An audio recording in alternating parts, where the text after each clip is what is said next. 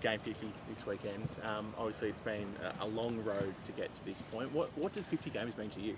It's taken me end of my 6th year to be able to play 50 games is a great achievement for myself, and I think my family obviously proud as well. So it's a big achievement. It's pretty exciting. There's a few guys in this club who you can probably look to who have taken a similar length of time to get to these milestones. You think of Louis, you think of Hayden, that it's taken them a few years to establish themselves in this team. Do you feel established now? Is it on the back of this season that you've had?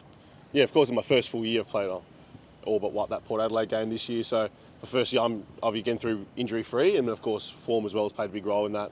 Be able to play my role for the team and play well on the back of that. It's been good, and I guess it's obviously nice when you play a year and all the boys and we're top of the ladder and all the boys are flying. So it's really good. What do you remember about game one?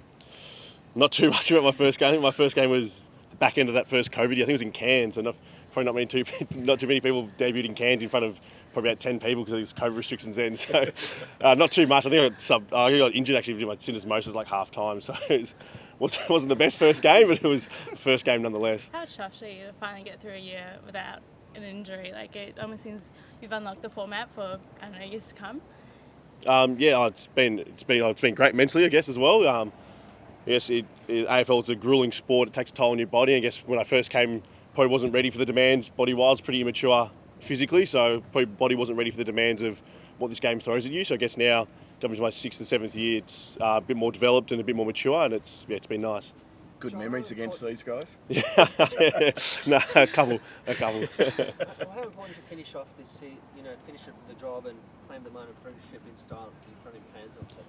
Yeah, it's been every game here's been a packed house. The boys can feel that energy we run out when we warm up. When you're at the front, Driver Avenue, pace absolutely pumping from 3 hours before the game, and we've won the last 2, which is nice to get coming to the end of the year with a bit of form. I guess this game's another opportunity to do that against a good pressure side and contest side like Adelaide, just to get that part of our game right and get those starts right, and then move into the postseason well. What do you remember about round 19 against Adelaide, and what have you been able to bottle from that day going into finals? I guess you bottle everything you can from each game. There's little bits of every game you play throughout the season as a team and individually that you can bottle and help prepare for best you can for a final. But I guess nothing prepares to a final, doesn't it? I guess under real, so it's the only final experience is playing another final. So, but you take whatever you can from every little game, every little snippet you can, every contest, and you bottle that hopefully and play well in a final. Joel, you're coming off 2 great wins. What is it in terms of the first quarter conundrum as a player? What are you guys working to really get that right? Horse said still haven't got it right, obviously. From a player's point of view, what is it you think needs to click to get those first quarters? I think the last couple of weeks have actually started a lot better than earlier in the season when we were coming over the top of teams. I think Collingwood hit the first 2 or 3 goals and Essendon was like a 1-point game or whatever it was. So I think as players, we're obviously the starts of improving. I guess as us, you can't worry about it too much. Otherwise, you see the first goal and you think, here we go again. So it's one of those ones you've got to stay on top of it mentally, and you're playing free-flowing footy, because as we've shown in the second halves of games that when we're playing free-flowing footy, it's pretty nice to watch and it feels good playing out there. Joel, you have obviously an incredible midfield, the holy trio. As forwards, what are you doing as a collective to try and take some of that strain off the 3 guys in the midfield and really adding up as well? We've got a lot of boys who roll through the midfield. So our forwards, like Luke Parker and stuff, roll through the midfield as well, so that gives them time to rest down forward or a bit more time on the bench. But as a team, everyone just plays their role. I think down back and as forwards, high forwards, like look at Will Hay, for example, his work rate to get up the ground to help a bit of strain on those guys to get back and stuff like that. So we all work as one is unique group as the players, all 18 on the field at a time, all work as one. It's not just one position or one group of players that take the brunt of the force. Everyone's covering for everyone and playing that team game. How has your partnership been with guys like Will and Hayden?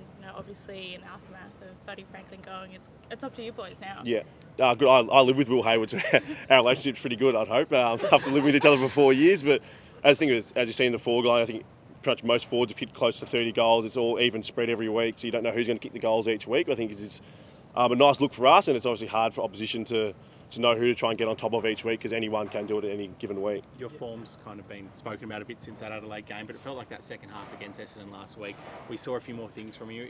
Is that what you're really hoping to do in this sort of last round and then going into finals now? If you're analysing your form, you've played the whole season now, but now you want to go up to another level? Yeah, I guess every season, 24 games is a long time, so you go through a bit of a roller coaster of years every season. You get some good games and some not so good games, but I guess it's all about, I think we've dialed down our forward line and our team as a whole. It's all about who gets the touches or who kicks the goals. I think as you've seen the spread of contributors we have each week. Obviously I'd love to kick a few more goals every week, but I think just getting my contest right, and I think I've been able to nullify some of the other teams' better defenders as a role as not just being offensively, but defensively as well. And something Horse got asked about this week was the idea that people outside the club are saying, the Swans should rest players now that minor premiership is basically guaranteed. What do the players think about that sort of notion? Are the players really wanting to get out there and just play this week against Adelaide? Does anyone want to rest? Probably no shocks, but AFL players love playing AFL, so every week is our chance to go to work every weekend and play in front of fans, which is the best thing about the job. So if players are fit and healthy, they're going to play, and if boys obviously carry niggling injuries, then they probably won't play. But yeah, as you can say, if you want to play AFL, you want to play AFL every week, and there's no real resting, is there? How close are the Swans now to the way you were playing earlier in the season? You've had a couple of wins now, built a bit of confidence back, hopefully after that Port Adelaide. We don't talk about that game much, but how far off are you, when people are talking about this team breaking records? Yeah, I think we've found our mojo again the last few weeks. Obviously got some troops back, which always helps get consistency of those same group we had early in this season. But I think, as we've shown, we're stringing quarters together again, and minutes of footy come together again, and I think we're starting to find that form again, which is nice. What is it? You said you got your mojo back. As a player, what was it that helped get the mojo back? It's a bit of everything, really. It's what we do midweek, what you do after games, pre-game, and some of the efforts like Isaac Heaney's had over the weekend, that just gets other boys. So one individual effort can get all the other players feeling good again, and it's just like the confidence sort of comes back as a group. And I guess you take confidence from anything, really. How much confidence do you take out of the fact that at minimum the next 4 weeks are in Sydney, potentially a fifth week if you guys win that first final, that you could go all the way to hopefully a grand final without having to leave Sydney?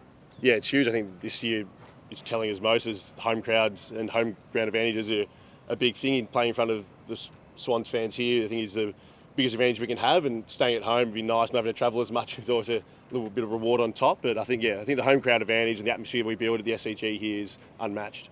Joel, no one likes to lose a champion of the game like when Buddy left last year, but does it sort of feel like that gave you an opportunity in this forward line? Did you see that when he left, did you treat it like this is your time to sort of take ownership of the forward line now? I guess the timing sort of helped, I guess, but early in my career I probably wasn't ready to play AFL, but the learning from him and from Bud and Sam Reid, I guess, was probably the best thing for me and Hayden and Logan.